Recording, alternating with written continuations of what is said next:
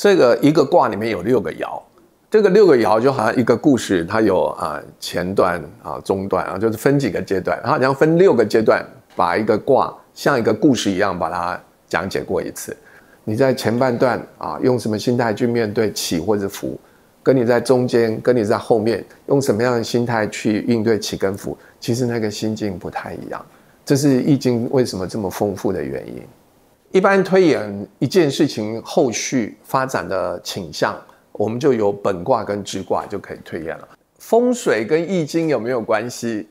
因为他看到很多广告说易经风水，易经风水，八卦跟风水有没有关系？我觉得解卦大家都会遇到一个相同的问题，就是明明一个卦它有6爻，可是我常常感觉他们前后非常的不一，而且很迂回。就是常常第一爻的时候，可能明明就很光明，可是慢慢到中间后段就开始有点好像很阻塞，怎么会这样？明明是同一个卦，可是它6个爻呈现出来的感觉，或者是说指引你的方向都是不太一样的。好，这个一个卦里面有6个爻。这个6个爻就好像一个故事，它有前段中段就是分几个阶段，它好像分6个阶段，把一个卦像一个故事一样把它讲解过一次。所以这个6个爻就好像一个故事的有起有伏。所以哪怕它是一个好卦，一个好卦里面也可能有一些爻是不好的爻，因为我就说那个爻好像是一个故事的情节的起伏，它有起来的时候，又有掉下去的时候。掉下去就好像他是遇到挫折，起来的时候好像他又是遇到顺境。所以这个6个爻，哪怕再好的卦，不一定6个爻都是好爻。一个很好的卦，可能里面有2个爻是不好的爻。比如说我举个例子，我们成语上说否极泰来，否卦跟泰卦大家都知道，泰卦是好卦，否卦是坏卦。可是你不要忘了，泰卦这个好卦里面有2个爻是不好的，否卦这个坏卦里面有2个爻是好的。怎么会这样？没有嘛，就主要是因为有起有伏，任何事情都有起有伏，哪怕是整体来说是好的事情，它也有起有伏；整体来说是坏的事情，它也有起有伏。但是我们还要再考虑一点，就是说，这个起伏，这个好跟不好，好的事情发生在前面，坏的事情发生在后面，你觉得这样比较好，还是坏的事情发生在前面，好的事情发生在后面，这样比较好？这就跟我们个人的人生观有关哦。有些人觉得我上辈子过好就好了，下半辈子不用理他因为下半辈子反正年纪也大了，我就上半辈子在我最年轻的时候，我能够得到最大的享受，最重要，这个是你的人生观。可是我相信更多人的人生观是说，我也许30岁以前40岁以前我好像非常努力那这个时候收获有限，可是40岁以后呢，因为我的努力慢慢累积，到这个时候他可能有一个境界上的跨越，他有一个层级上的跨越，到40岁以后我就发觉那个我遇到的事情越来越好让我发展越来越快。这个就是好像先吃苦后享受，好像我觉得一般人在人生观上好像更倾向于先吃苦后享受。我刚才举的那个否卦跟泰卦，泰卦就是先享受后吃苦，因为它第6爻不好，它最后一爻不好。否卦颠倒过来，先吃苦，前面都不顺利，可是你不断地去克服它，到第6爻变好了哦，到第6爻就可以过好日子了。但是第6爻就又告诉你说，虽然已经开始过好日子了，可是你不要放逸，你不要过度就太不在意，过去那些坏习惯又拿出来用。你如果又染上过去那些坏习惯，那你只好又回到第1爻，回到否卦不好的第1爻，又开始慢慢从不好的境界里走出来。所以这个它这个每一个卦，它安排它到底是前面好、后面好，还是中间好？这个会显现出每一个卦不同的特质，也会每一个卦在这种不同的节奏的起伏上会让我们感觉人生很丰富，而且人生充满智慧。你在不同的情况要用不同的心态去面对。你在前半段用什么心态去面对起或者伏，跟你在中间跟你在后面用什么样的心态去应对起跟伏，其实那个心境不太一样。这是易经为什么这么丰富的原因。好，老师，那照你刚刚的意思是， 6个爻它就是一个顺序，是一个次第。那有没有可能说，我们想补的事情是一个很明确，我只想看明天考试该怎么考，或者说明天该不该求婚，或者一个很明确的事情，那这个时候我们可不可以直接看哪一个爻啊？是这样，就是我们完整的卜卦方法啊，有时候会落到这个爻上。那你如果是针对某一个特定的事情，就在这个时空，你就想要知道这个时空做这件事情好不好的话，那你就看那个爻本身是好爻还是坏爻就可以了，这样就可以了，这样很简单。可是你如果是要看长期的，比如说我买一个房子，你总不会说我买房子是为了搬进去的第一天我住起来舒服，你当然是要看一个长期的。所以如果看长期的时候，你可能就是要对这个卦的整体的卦象要有更深入的了解，这个时候你才能判断它是不是适合你长期跟它相处。通常要讲到这个卦会落到哪一个爻，这都是一个比较详细的卜卦方法，而且这种会落到爻的卜卦方法都有派别之分。如果只是卜到卦，我们有很传统的办法，就是我们哪怕现在我们看《左传》啊，你看《左传》，《左传》那个时代就是春秋时代，春秋时代他们的卜卦方法到现在我们也会啊，所以那这个是你看一传了2500年，到现在我们都还在使用。但是你如果要开始讲究到落到哪一个爻，这个时候派别就出来了。那我也不敢说我们教的方法是最正确，这个时候就要看个人的机缘，你看你是跟哪个老师，你就会有不同的派别，他们有不同的方法是确定说你现在问的这件事情是落在哪一个爻上。再来，我还有一个问题，就是当我卜了一个卦，那我看完这个卦大概的解读，我看到了我可能之后要干什么，但我要怎么去延续、去推演它未来可能会发生什么事情？一般推演一件事情后续发展的倾向，我们就有本卦跟支卦就可以推演了。本卦就是你目前的状况啊，就是我们一般像我在书上，我们有介绍简易的卜卦方法，那个简易的卜卦方法，你就可以知道这件事情的本卦跟支卦是什么。这个支卦就是未来会发生的事情，本卦就是现在发生的状况。你就由这两个卦，就是由假设啦哈，我这是乱举例的哈。假设你本卦是太卦，支卦是否卦，那就是说现在一切如意，现在一切顺心。可是呢，几个月以后或半年之后，这件事情就变质了，它就会变得处处不顺利，它的各种负面的因素就不断的产生。那这个就是本卦跟支卦它的运用的方法。我常在网络上或是书上发现说，其实卜卦的方式有好多种，每个人都不一样。那要用哪一种方式才是比较最适合我们，或者是最准确的方式？如果从卜卦传统来看的话，最主要有2种啊，一种就是汉代以前的人使用的卜卦方法，一种是汉代的人以后他们才发明出来的新的方法。如果汉代以前的人使用的方法，那么你在解这个卦的时候，你一定要对卦辞、爻辞，也就是对易经的经文，你要有深刻的认识。因为你卜出来就是代表你是卜到哪一卦，或者是卜到这一卦的哪一爻啊，所以你必须对它的卦辞、爻辞有比较深入的理解，你才能够解这个卦。这个是我上课的时候会使用的方法。然后第二个就汉代以后啊，汉代以后呢，就是大家对易经的卦辞、爻辞、经文就开始有在解释上啊，就是好像有分门派，就是有人这样解释，有人那样子解释。这个时候呢，那个易经的卜卦方法也开始多元化，开始有一些新的方法出来。那有一种到现在我们还很常用的，叫做纳甲法，或者叫六壬。那你如果是用纳甲或者六壬这个卜卦方法呢，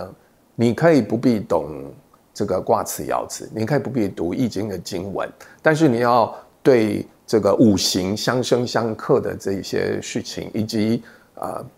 各种爻位，它可能会影射一种人間的關係啊，比如說呢兄弟啊、夫妻啊等等的父母啊這樣子，它可以影射人間的一些關係，由這個關係再去推斷你要卜問的事情的吉或凶，然後再配上木火土金水這個相生相克的關係。這個呢，你不需要太懂卦辭爻辭的內容。那這個也是到現在我們很多人學的一個卜卦方法。那你如果問我說，那老師說這兩大流派哪一種比較準？這個就我覺得準不準都是因人而異啊。就是你學更古老的方法，但是你可能學藝不精，你可能就不準。你雖然學的是漢代的方法，但是你可能學得很通透，說不定你就卜得很準啊。這個我們也沒辦法說哪一種方法比較準啊。大概但主要就是分這兩種。那除了這兩種，還不會有別的方法？那可以，也都可以。比如說，有人可能把64卦弄成像抽籤，像籤詩一樣啊，他就抽一字出來，來斷吉凶，可不可以呢？這個我們也不能說不可以啊。總而言之，就是他必須反覆的實驗，反覆的驗證，發覺這個是有效的，這個是有參考價值的，那這樣就能成立啊。如果他只是突然想出說，好像這也可以是一個卜卦的方法。那沒有經過驗證，那就是無效的哈。所以就是總而言之，就是我們沒有辦法很斬釘截鐵說哪一種方法最準。我覺得還是跟人啊，跟那個學習者，跟那個卜卦者他個人的狀態，我覺得這個是關係比較大。再來就是說，很多人都很好奇，就是說易經卜卦為什麼會準這件事情，會覺得很好奇。我也不敢說，因為這是你說它準不準，已經是一個很神秘的事情。它為什麼準，這個我也很難說。但是我可以講幾點哈，就是第一點，這跟宗教信仰無關。我所謂宗教信仰是說，你比如說你是信道教的，你卜卦你會準；你是信佛教的，你卜卦也會準。或者你沒有信教，但是你就是個人。修養、個人操守、個人道德，你都很講究，你卜出來也會準，這個是很奇妙，就是他沒有說因為你必須信仰某一種宗教，它才會比較準或比較不準，沒有，跟這個無關。但是如果你所信仰的宗教它是不贊成卜卦啊，有一些宗教它不贊成這種預言式的這種卜卦方式，如果是這樣的宗教的話，也許就不準了，因為你相信，因為你所信仰的東西，它不贊成這件事情，那這樣子你來操作這件事情，它自然就不準了。這也是會有這樣受到影響。那就是說，那你這樣會說，那到底真正讓卦會準的原因是不是跟某一種更高的我們看不到的更高的力量，或者更高的神啊、靈啊、佛菩薩，是不是跟那個相關？我想我也不敢這麼說。但是我們如果套用現在大家常常使用的一個說法，就是說，那大概就是某一種共振的現象吧。就我們內心有一種想法的時候，它會形成一種能量，然後這個能量也許跟宇宙之間某一種訊息，它會有相應。那相應，他們就能夠互相感應，互相感應，好像你就能夠在宇宙之間對應到某一種跟你這個相關的訊息，所以你這個訊息就會超越時空啊，超越某一種時空，它不會只局限在目前你所知道的事情，它可能會跨越一點時空，讓你多知道未來可能會發生的事情。就是有人說這是叫量子糾纏，或者你如果用那種頻率那個角度啊，你有時候就是一個共振的現象，我想都是可以的。那一般我們用龜殼這樣子搖銅錢出來，跟意識卦好了，它是屬於剛剛兩種裡面哪一個？這個銅錢跟意識卦既可以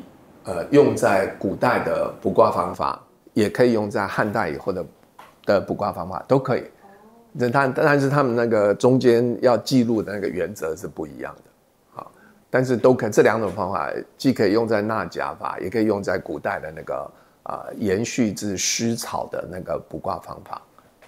那不過你剛才提到這個用龜殼這個事情，這個事情倒是可以跟大家講一下，因為我們在上課的時候也有同學問說，我們是不是去買一個龜殼卜出來會更準？就是用龜殼卜卦會不會更準這件事情，這是一個有趣的事情。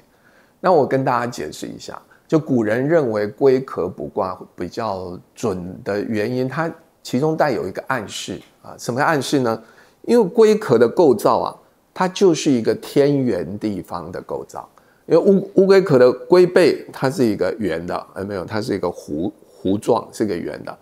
龟腹啊，龟腹的地方它是平的，平的就代表地，这个圆啊，圆的就代表天，苍穹嘛，苍穹就我们上面一个好像一个圆的一个盖子一样啊，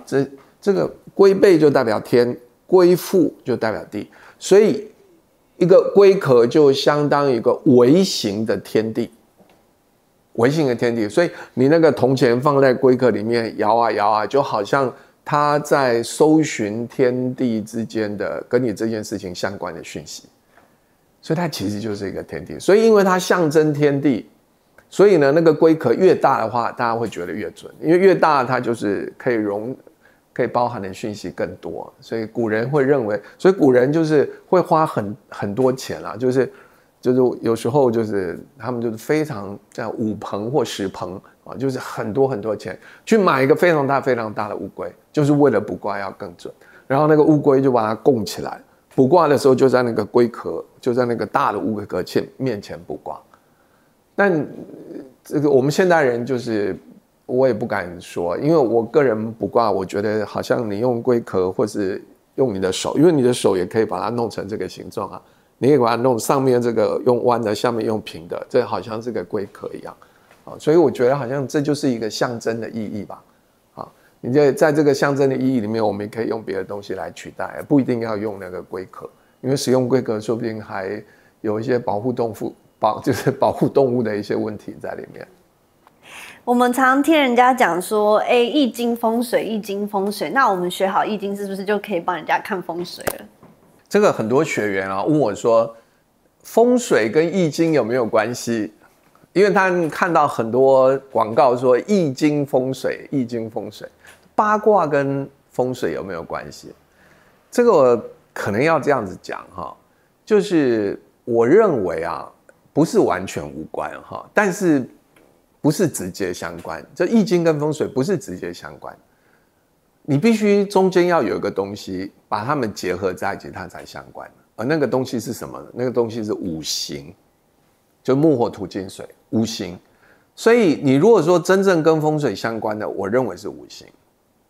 那易经八卦之所以会跟风水相关，是它把八卦先转换成五行，要先把八卦转换成五行。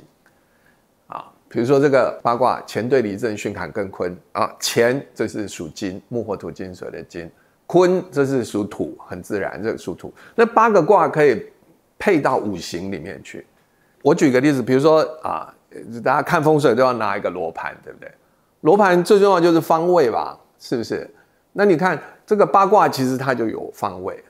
就是这个像木火土金水就有它的方位。好，然后乾兑离震巽坎艮坤这个它就有它的方位，然后这个方位又分先天八卦的方位跟后天八卦的方位。我们如果是看风水的话，那个方位一定是后天八卦的方位。所以你看它那个罗盘上面好像还有64卦，那就是方位，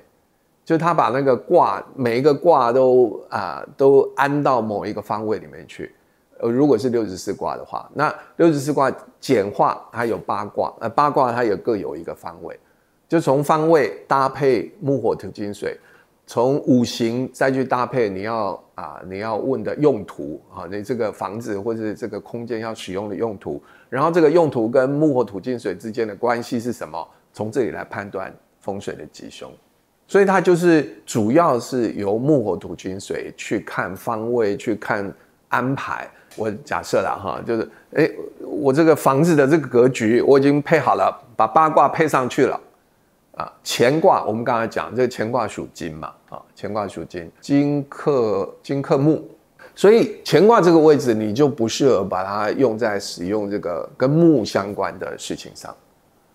那比如说这个地方你把它当仓库而且都囤放一些什么属于木的东西，那这个就比较不合适，因为它就是一个相克的关系嘛，就是透过五行相生相克，搭配方位，搭配格局，搭配人啊，人也有木火土金水啊，搭配人，搭配这个长幼有序的这个辈分，这个辈分也可以去搭配木火土金水，搭配时间啊，比如说这个天干地支的时间，这也可以搭配木火土金水，从种种搭配之间产生相生相克的关系，你就来判断这个格局是吉还是凶，这个就是风水。所以你如果说真的跟风水相关，我认为是五行。然后这个八卦啊，或者说易经，它是透过五行，然后把它跟这个风水结合在一起。那我问大家，我就说这个易经啊，我是周朝初年就有了，距离现在已经3000年了。请问3000年前的人讲不讲五行？很少哦，很少讲五行。我们易经的经文，它的卦辞爻辞里面没有五行哦，没有五行。所以我的意思是说，五行是后人对易经的体会，然后把易经跟五行连结在一起，这是后人的创作发明，不是易经本身就有五行，易经本身没有五行，是后人把五行把它跟易经结合在一起，这是可以说是汉代人的发明但不是易经本来它就它的经文就是说易经的卦辞爻辞里面它是没有五行的，这一点大家要先认识哦。很多看了我们视频的朋友有来问，就是说他们想要更完整的学习64卦，有没有什么管道？其实我们有，其实我们在台北、在高雄，我们都有开课实体的易经班的课。详细的情况大家可以到我们乐意讲堂的脸书我们有新的课程，我们会上面会做公告。那很多因为在海外的朋友他也很想学，他人又不在台湾，所以他没有办法来参加我们的课程。那其实我有一个建议，就是我们在 Udemy 这边推出的这个课程大概在2年多前，那个时候疫情还没完全结束，我们开过一次易经课。那一次易经课上了12个礼拜，我们讲了8个卦就是从第1卦到第8卦，乾坤屯蒙虚宋师比总共讲了这8个卦。那我们就花了很多人力去做后制，所以它也有英文字幕，也有中文字幕然后这个我觉得对大家刚刚进入易经这个好像很奥秘、很深、很难懂的学问，我觉得这8个卦，这12堂课会给你很大的帮助。那你会觉得说，那为什么不64卦全讲？就是我没有办法录64个卦它虽然是一个入门课而已，它虽然只讲8个卦，但是不用担心我有写一本书你大概读过这8个卦，看过这个8个卦我是怎么跟大家解释的，你就知道其他的卦你可以怎么去理解你就可以参考我们这本书，就我写的这个易经白话讲座，然后以这个课程以 Udemy 这个课程当做你的入门它就可以帮助你好好把这本书把它读完，你对整个易经就会有个很好的理解。这本书是由如果出版社出版的。那这个书呢，在台湾各大书店、连锁书店都买得到。如果呢，你不是在台湾，你可能在香港，你可能在海外，其实你可以透过这个有一些网络书店，比如说博客来你可以透过网络书店购买他们这个全球都可以贩售，都可以订购。